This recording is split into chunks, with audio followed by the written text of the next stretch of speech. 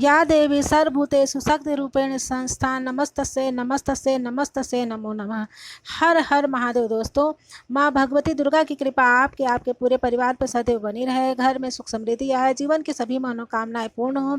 दोस्तों, नवरात्रि में माँ दुर्गा की 9 स्वरूपों की हम पूजा करते हैं। प्रथम दिन शैलपुत्री, दूसरे दिन ब्रह्मचारिणी, तीसरे दिन चंद्रघंटा। आज इन्हीं स्वरूपों के बारे में हम आपको बताएंगे। मेरे चैनल में आपका स्वागत है।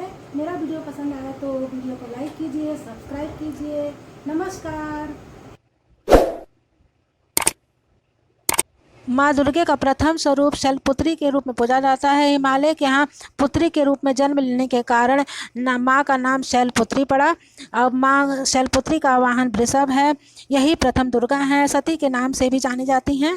जब एक बार दक्ष प्रजापति ने यज्ञ किया, भगवान शंकर को छोड़कर सारे देवताओं को निमंत्रित किया। सती यज्ञ में जाने के लिए व्याकुल हो उठी। तब भोलेनाथ ने कहा, देवी, हमें निमंत्रित नहीं किया गया है, ऐसे में वहां जाना उचित नहीं है। पर सती का आग्रह देख करके देवों के देव महादेव ने यज्ञ में जाने के लिए अनुमति दे दी। सती अपने माँ के घर पहुंची तो किसी ने सती का आदर सम्मान नहीं किया, किसी ने बात नहीं की। बहनों ने भी सती का मजाक बनाया। भगवान शंकर के प्रति तिरस्कार का भाव था। दक्ष ने भी देव के देव महादेव के प्रति अपमानजनक बातें कही। इससे सती को बहुत ही कष्ट पहुंचा। सती अपने पति का अपमान सहन न कर पाई, अपने को यज्ञ में जला दिया और भस्म कर दिया। इस बात से दुखी होकर के भोलेनाथ ने इस यज्ञ का विध्वंस कर दिया। अगले जन्म में शैलपुत्री शैलराज हिमालय के घर में पुत्री के रूप में जन्म ली। शैलपुत्री कहलाई। शैलपुत्री शिव जी की अर्धांगिनी बनी। इनका महत्व और शक्ति अनंत है। शैलपुत्री का वास वाराणसी में माना जाता है। वाराणसी में शैलपुत्री का बेहद प्राचीन और बहुत ही सुंदर मंदिर है। ऐसा मान्यता है कि माँ शैलपुत्री के सिर्फ दर्शन कर लेने से भक्तजनों के सारी मुरादें पूर्ण हो जाती हैं। नवरात्रि के दूसरे दिन देवी ब्रह्मचारिणी की पूजा की जाती है। देवी ब्रह्मचारिणी ने पूर्व जन्म में पर्वतराज हिमालय की पुत्री पार्वती के रूप में जन्म लिया था। पार्वती ने देवों के देव महादेव को पति के रूप में प्राप्त करने के लिए घोर तपस्या की। देवी पार्वती तपस्या करने में इतनी लीन हो गई कि हजारों वर्षों तक उन्होंने फल फूल खाए और सूखे गिरे हुए पत्ते खाए, जिस कारण उनका शरीर क्षीण हो गया। इस कारण देवताओं ने उनका नाम अपर्णा रखा। भगवान शिव को पति के रूप में पाने के लिए ब्रह्मचर्य अपनाया। ब्रह्मचर्य का अर्थ है सर्वोच्च ज्ञान। इस रूप में देवी अपने भक्तजनों को ब्रह्म ज्ञान और मोक्ष प्रदान करती हैं, इसलिए देवी को मोक्षदायिनी भी कहा जाता है। इस रूप में देवी के बाएं हाथ में कमंडल जिसका जल भक्तजनों को आशीर्वाद प्रदान करता है, और दाहिने हाथ में माला जो ज्ञान का प्रतीक है। नवरात्रि के तीसरे दिन माता चंद्रघंटा की आराधना की जाती है। शिव महापुराण के अनुसार चंद्रशेखर के रूप में शिव शक्ति है माँ चंद्रघंटा। देवी चंद्रघंटा की तीसरी आंख हमेशा खुली रहती है। माता चंद्रघंटा के पास एक दिव्य घंटा है। वह अधर्म का नाश करने के लिए हमेशा तैयार रहती हैं।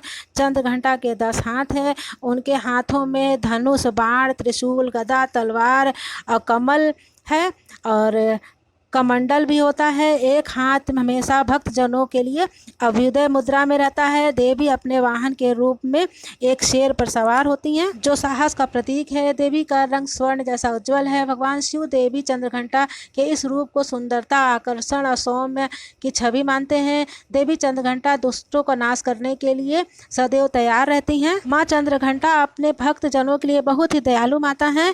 अपने भक्तजनों के जीवन में शांति और समृद्धि और सौभाग्य लाती हैं। वैष्णो देवी में माँ चंद्रघंटा की ही पूजा की जाती है। शास्त्रों के अनुसार देवताओं और असुरों के बीच जब लंबा युद्ध चला, असुरों का स्वामी महिषासुर था।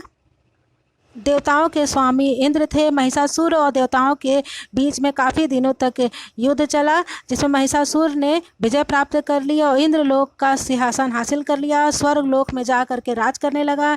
यह देखकर देवतागण बहुत ही परेशान हो गए और समस्या से निकलने के लिए त्रिदेव ब्रह्मा, विष्णु, महेश के पास गए। देवताओं ने बताया कि महिषासुर ने इंद्र, चंद्र, सूर्य, अन्य देवताओं के सभी अधिकारियों को छीन लिया है और उन्हें बंधक बना करके स्वर्ग लोक का राजा बन गया है।